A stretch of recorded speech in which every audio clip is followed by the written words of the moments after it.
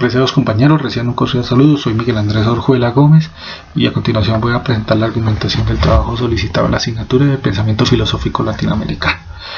El problema que he querido analizar corresponde al estudio o al análisis del proceso de paz que actualmente adelanta el gobierno de Colombia y la guerrilla de las FARC. Todo esto bajo 4 postulados hechos por Enrique Dussel en su libro Hacia una política crítica.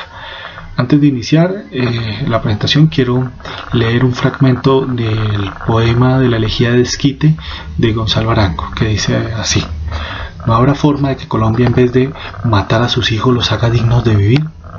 Si Colombia no puede responder a estas preguntas, entonces profetiza una desgracia. Desquite resucitará y la tierra se volverá a regar de sangre, dolor y lágrimas. Lo que he querido hacer, la justificación por la cual he querido realizar este análisis es pues porque pienso que este nos permitirá tomar posiciones desde el campo de la filosofía y que no sean manipulables por parte de los políticos, de algunos políticos, tanto uno u otro bando, que indican una u otra cosa, pero que realmente no nos permiten hacer un análisis del proceso de paz como debería. Bajo este orden de ideas, la primera tesis que quiero presentar de Dussel, que considero nos sirve para el análisis, es la siguiente: la ratio política es compleja y tiene por contenido fundamental el deber de producir, reproducir y desarrollar la vida humana en comunidad. La tesis es un poco más larga, pero quiero dejarla hasta acá en virtud de la escasez de tiempo. Entonces, frente a esta tesis, quiero hacer 2 análisis. El primero, hecho a la luz de los documentos presentados por las partes en la negociación y referentes a lo que se ha pactado hasta el momento en La Habana. Y el segundo, un pequeño análisis histórico que servirá para validar lo presentado en esta primera parte. Entonces, frente a los acuerdos presentados por el gobierno y por la FARC, pues habría que decir que en ninguno de los puntos se encuentra de manera directa la alusión a que es objetivo del proceso el hecho de garantizar la vida. Frente a esto, pues sí, en el trasfondo se pueden encontrar argumentos o se puede encontrar que esto, pues al final de cuentas, el proceso de paz tendría ese objetivo. Lo que me preocupa a mí un poco es que no se mencione de manera tajante esta intencionalidad. Y al no mencionarse de manera tajante, al no tenerse claramente establecida esta intencionalidad, podría ser que ella terminase diluyéndose en el marco de la conversación, como al menos respecto en la segunda tesis podremos demostrar que podría estar ocurriendo. En cuanto al análisis histórico, pues habría que decir que ninguna de las 2 partes han demostrado hasta el momento su intención de promover, de desarrollar y garantizar la vida humana en comunidad. Así lo demuestran por parte de la FARC hechos como masacres, atentados terroristas, extorsión, violaciones de mujeres, inducciones al aborto, entre muchas otras.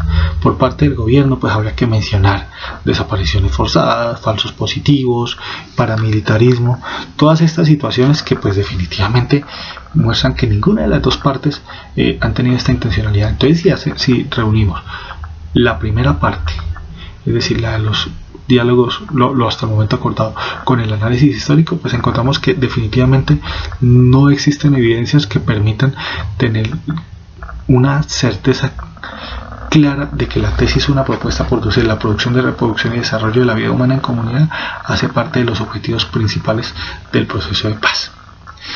En cuanto a la segunda tesis que plantea Dussel, que dice que la ratio política libre, discursiva, procedimental o democráticamente debe alcanzar validez por la participación pública, efectiva, libre y simétrica de los afectados, pues frente a esto habría que decir varias cosas. En primera instancia, pues no nos vamos a referir a las causas del conflicto en profundidad, puesto que esto ya lo han hecho una gran cantidad de autores que han indicado que efectivamente una de las causas generadoras del conflicto en Colombia es la exclusión política. Así las cosas, pues bajo este entendido encontramos que definitivamente sí ha sido la exclusión política una causa digamos, de la violencia que ha ocurrido en Colombia. Lo preocupante del caso acá es que esa exclusión política se ha tomado como justificación para atentar contra la tesis 1, es decir, atentar contra la vida humana en comunidad. Entonces, como lo dije anteriormente, nótese cómo acá la vida humana resulta estando por debajo de digamos que la participación simétrica en política, en términos de Dussel, de los afectados. En cuanto a algunos aspectos propios de la negociación, pues tendríamos que decir que definitivamente en el acuerdo de participación política se encuentra que sí hay un objetivo claro de que haya una inclusión en la política de todos aquellos que hasta el momento han sido excluidos. Este planteamiento parece bastante interesante, pero hay un pero, y es el siguiente. Si bien es cierto que las intencionalidades de las partes manifiestan una mayor inclusión política, no todo el marco de la negociación parece demostrar que eso es así, por lo siguiente. En el punto de víctimas, en el punto 5, se ha hablado de justicia transicional, y en este tema de justicia transicional se ha dicho que de ella podrán hacer parte todos los que de una u otra manera han intervenido en el conflicto. Acá es donde yo indico que no hay una participación simétrica, por lo siguiente. El conflicto en Colombia no ha sido un conflicto de solo FARC y gobierno, ha sido un conflicto de una multiplicidad de autores. Entonces la pregunta es, ¿con qué derecho vienen estas dos partes que solamente conforman una parte de esta multiplicidad de actores a tomar decisiones en torno a todos los demás actores del conflicto armado en Colombia? Lo conveniente habría sido que se hubiese invitado a estos actores a establecer los mecanismos de justicia transicional que se plantean. Entonces, a manera de conclusión, habría que decir que el segundo planteamiento dado por Dussel, a pesar de que se encuentran las intencionalidades, parece que no existe una mayor claridad de que existe una participación simétrica en el país de todos los intervinientes, puesto que por un lado se dice una cosa, pero por el otro lado se está demostrando que esto no siempre es así. El tercer planteamiento de Dussel indica que la ratio política en su dimensión de factibilidad estratégica e instrumental debe obrar teniendo en cuenta condiciones lógicas, empíricas, ecológicas, económicas de real efectuación concreta, es decir, que realmente se pueda llevar a cabo. Frente a esto, pues tengo que decir que soy bastante escéptico de que se cumpla, de que esta tesis se cumpla, por dos razones básicamente. Primero, porque el Estado colombiano ha demostrado ser bastante incumplido en relación de cumplir lo que se ha acordado en los procesos de paz. Así lo demuestran al menos los incumplimientos que se han tenido con los desmovilizados del EPL, del Quintín-Lame, del movimiento popular de los trabajadores, movimiento revolucionario de los trabajadores, en fin. Entonces, digamos que el gobierno colombiano no ha demostrado claramente que sea el más cumplido.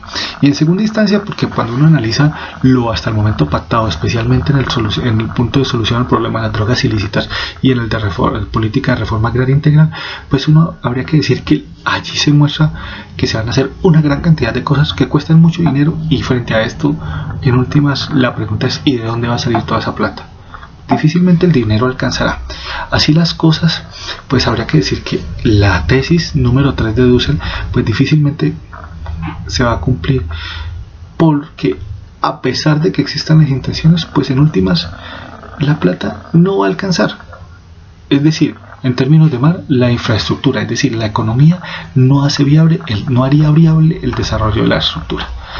El cuarto planteamiento de Dussel indica que la ratio política se transforma en política crítica en tanto que debe asumir responsabilidad por los efectos no intencionales negativos de las decisiones que se han tomado. Frente a esto, pues la guerrilla de las FARC a lo largo de toda la negociación, digamos que ha sido bastante renuente a aceptar sus responsabilidades, a reconocer a sus víctimas. Tan solo uno que otro comunicado que han hecho respecto al tema de Bojayá, pero son muy escasos los comunicados. Entonces digamos que frente a las FARC parece que justifican todo su accionar y todo su accionar violento en un derecho a la rebelión, que digamos que, aunque y mirándolo desde la lógica de ellos pudiese ser válido, pues en últimas lo mínimo que habría que reconocer son los efectos negativos que han tenido este aludido derecho a la rebelión que ellos manifiestan. En cuanto al gobierno nacional, habría que decir que tal vez a regañadientes o tal vez no, pero en alguna medida ha reconocido algunos de sus efectos negativos en relación con, por ejemplo, masacres, paramilitarismo, falsos positivos, entre otros, pero no lo ha hecho así frente a las causas mismas generadoras del conflicto, es decir, la responsabilidad que ha tenido el Estado respecto de temas como la exclusión social, la exclusión política, la pobreza, la desigualdad, entre otros. Entonces, bajo este orden de ideas, habría que decir que ninguna de las partes de la negociación reúne los requisitos suficientes para ser considerada como practicantes de una política crítica. Así las cosas, a manera de conclusión, habría que decir que el análisis hecho a las 4 primeras tesis propuestas por Dussel permite evidenciar que las conversaciones que actualmente se adelantan entre el gobierno nacional y las FARC o adolecen de los principios políticos propuestos por el filósofo argentino, o aun cuando estos se plantean, se hacen poco creíbles por el marco histórico del conflicto que ha habido en Colombia.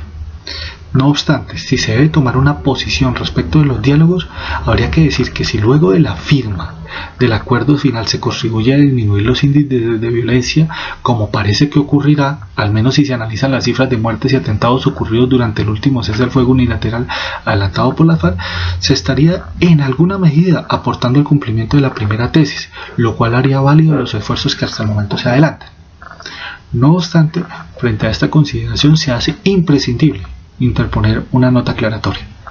Si se llega a la firma del acuerdo final y no se cumplen con propuestas como las hechas por Dussel a lo largo de las tesis 2, 3 y 4, no se estaría eliminando algunas de las causas del conflicto en Colombia, razón por la cual este podría reaparecer, quizá ya no de manera de guerrilla, pero sí de cualquier otra manera. Y con esto estaría profetizándose lo que ha dicho Gonzalo Arango en su elegía de Esquite. Muchas gracias, compañeros, que tengan un buen día.